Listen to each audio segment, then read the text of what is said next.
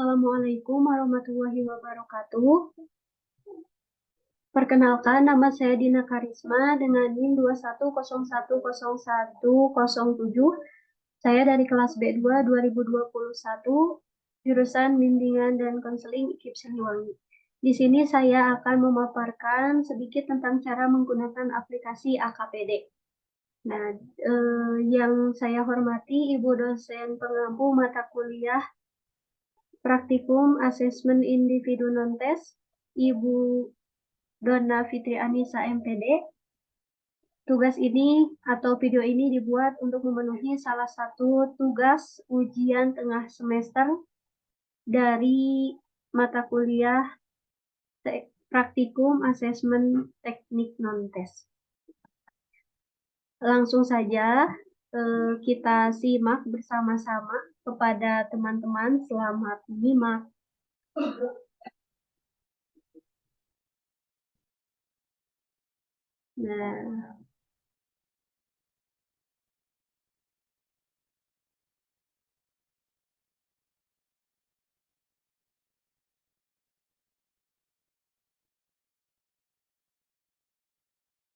Nah, di sini teman-teman sudah nampak di layar kita semua. Sebelum kita akan mengolah data ke aplikasi AKPD atau angket kebutuhan peserta didik, di sini tentunya kita harus menyebarkan dulu angketnya. Nah, angket yang pertama itu di sini saya masukkan nama, kelas, tanggal pengisian, kemudian ada di sini jenis kelamin. Nah, ini semua harus diisi oleh si responden yang kita bagikan. Kebetulan di sini saya membagikan kepada kelas 11. Nah, kita ambil contoh aja. Di sini nama Junaidi kelas 11 dan dia berjenis kelamin laki-laki. Nah, kemudian di sini timbul pertanyaan, bagaimana kita membuat angket yang ada di dalam kebutuhan peserta didik ini? Nah, yang pertama, ini angketnya, nah ini sudah ada dan sudah ditentukan untuk kelas 11. Di sini ada kurang lebih ada sekitar 50 pernyataan yang harus diisi oleh si responden yang tadi kita bagikan link yang ini.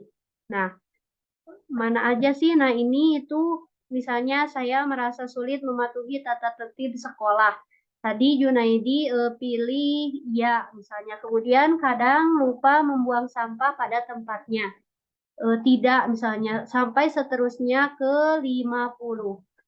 Nah, ketika udah dimasukkan ya ini pertanyaan-pertanyaan ini ke dalam angket yang tadi, yang ini, nanti akan muncul seperti ini hasil rekapannya. Nah, di sini kenapa 0 dan 1 ini sudah diubah ya teman-teman. Nah, ini misalnya kita contohkan 1 itu untuk iya dan 0 itu untuk tidak. Misalnya di sini aporia ya 1 saya merasa sulit untuk menaati tetap tertib sekolah. Iya, misalnya saya kadang lupa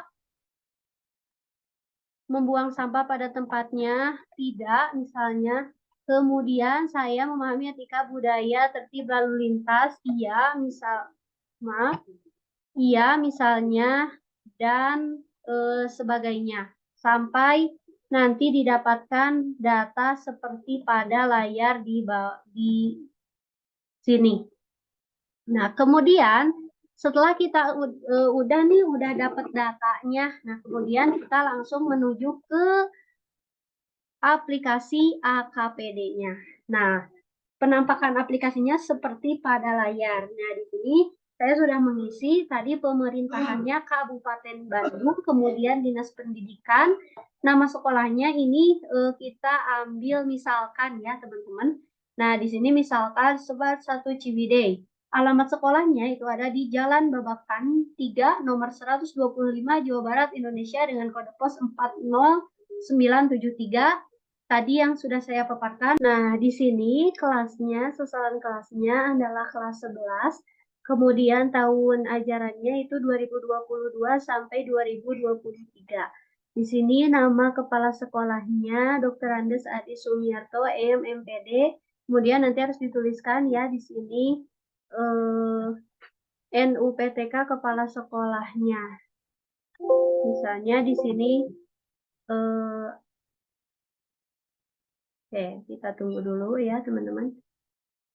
Nah, oke. Misalnya di sini ibaratkanlah ini NUPTK-nya ya. Kemudian di sini ada nama guru BK atau konselor yaitu Dr. Andes Sajunemi. Di sini juga harus dituliskan NIP gurunya berapa ya. Di sini tuliskan lengkap. Nah, seperti itu.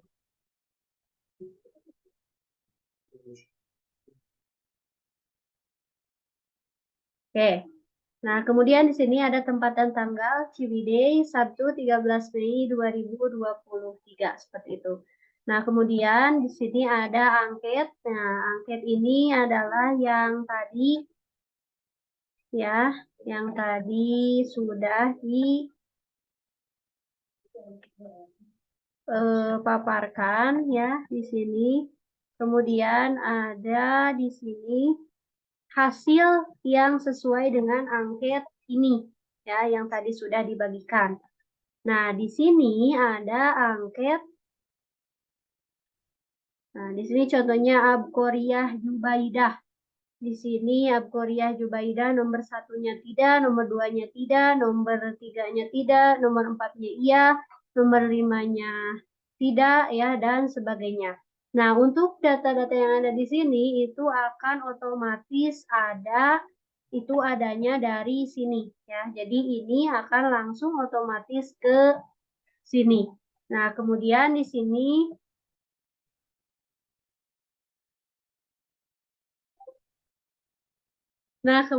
di sini ada profil kelas ya.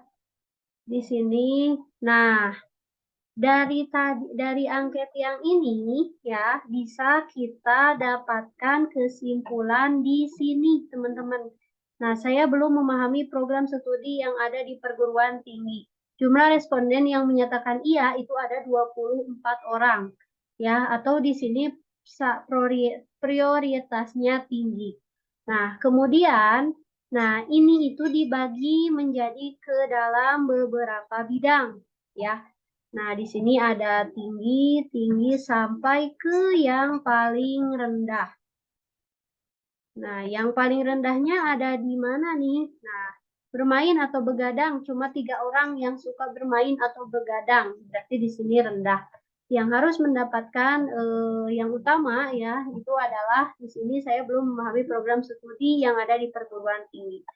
Kemudian di sini ada profil konseli yang tadi ada di sini ya. Nah, ini adanya di sini akan otomatis ke sini. Kemudian nah, ini ada deskripsi kebutuhan AKPD. Saya merasa sulit mematuhi tata tertib sekolah. Nah, rumusan kebutuhannya apa nih dari sini? Nah, di sini sebenarnya kesadaran mematuhi tata tertib sekolah. Kemudian saya belum, nah di sini ada ya misalnya saya merasa sulit untuk belajar kelompok. Nah, di sini rumusan kebutuhannya apa nih? Berarti bisa bekerja sama dengan temannya, seperti itu. Nah, kemudian lanjut di sini ada deskripsi kebutuhan sarana ya, ini hasil kebutuhan, rumusan kebutuhan. Kemudian ada rumusan tujuan. Nah, tadi dari keempat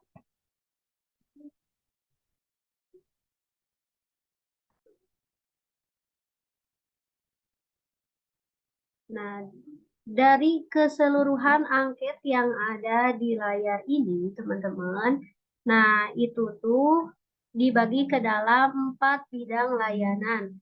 Ada yang termasuk bidang pribadi, ada yang termasuk bidang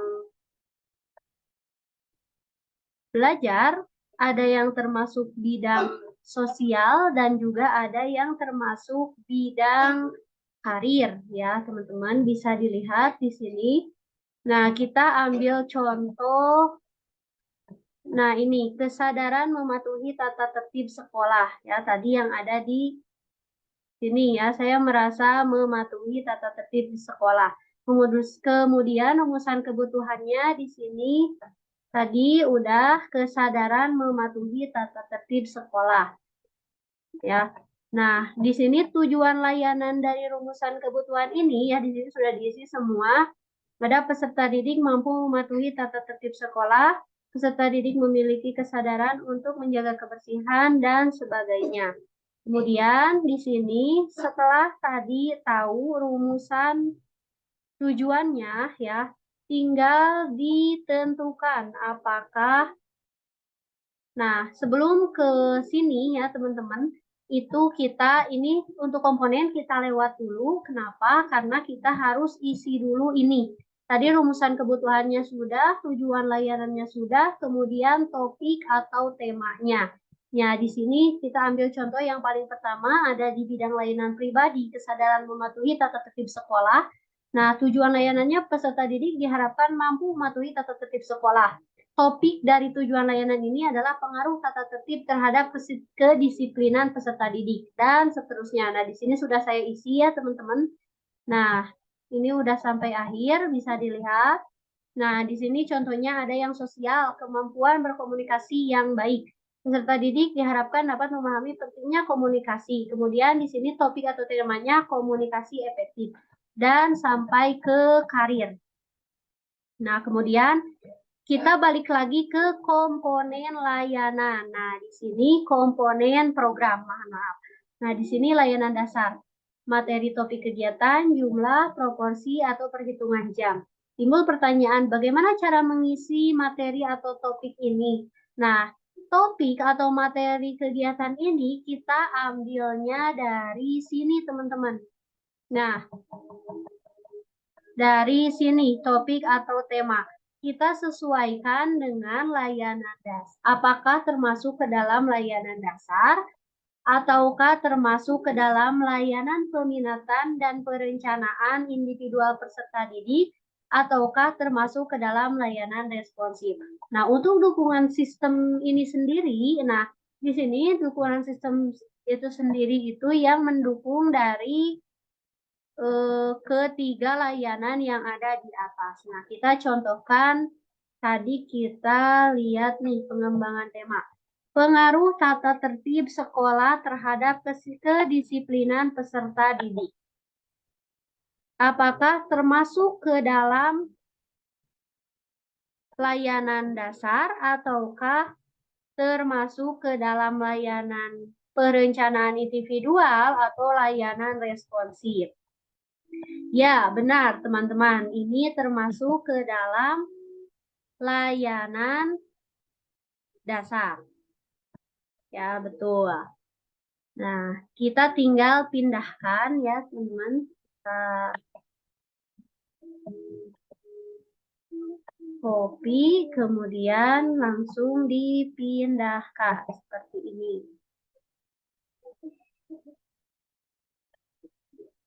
Oke, kurang lebih seperti itu ya, teman-teman. Nah, kemudian di sini kalau udah terisi semuanya ya, kita langsung ke pengembangan. Nah, action atau plan ya. Ini tadi misalnya bidang pribadi, tujuan layanannya, komponen layanannya, strategi layanan, kelas 11 ya, ini udah langsung otomatis.